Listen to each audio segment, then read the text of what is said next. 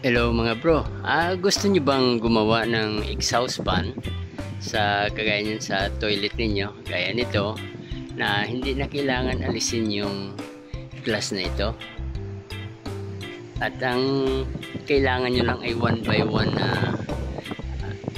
na kahoy. Ayan, ganyan. Magandang kasi may isasara mo pa ito, may isa doon yung fan, hindi ka na magtatanggal ng salamin pa nito. Hindi ka na magtatanggal ng salamin. I-offset mo lang siya. Gaya niya, no? I-offset mo lang siya. Tapos, i-atras mo yung pan. Ngayon, ipakita ko sa inyo kung paano. Okay mga bro, sunod kong project ngayon ay lalagyan ko na exhaust yung kubeta. Ipakita ko sa inyo kung paano paglagay ng exhaust na yun na kailangan tanggalin yung yung salamin. Ano na yun? Carpentry job to. Sige. Yan ang lalagyan ko ng exhaust.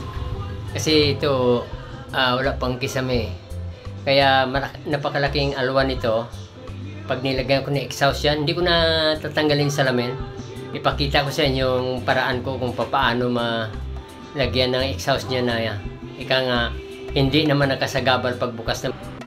Okay mga bro. So, unang gagawin ko ay ang frame para rito. Para rito yan. Para maganda tingnan. Yan.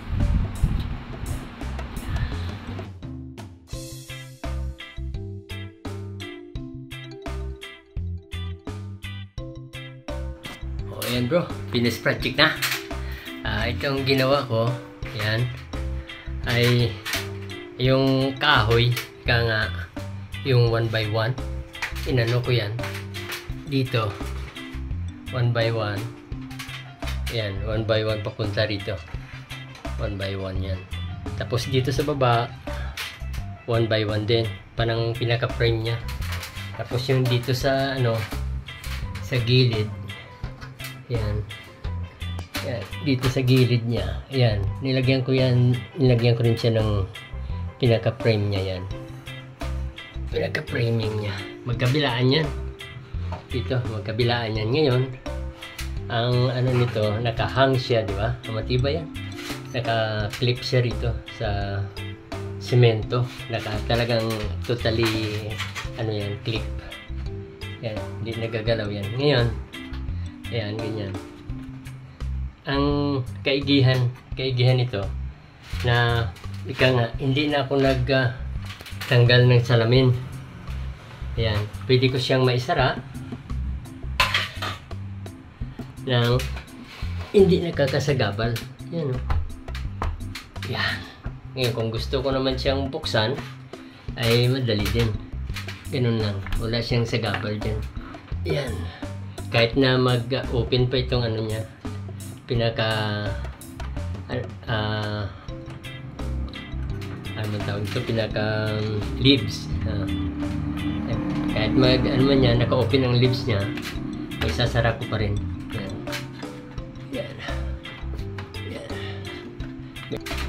Yan, isasara ko pa rin siya. Yan. So ganyan ang niyan. So finish na to. At okay na yan. Meron na kaming naka-offset na exhaust fan sa kubeta.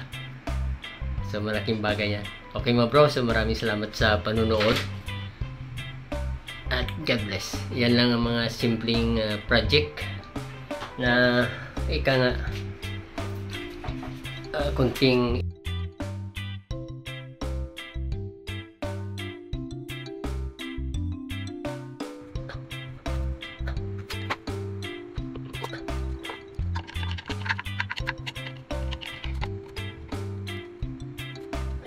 sorry.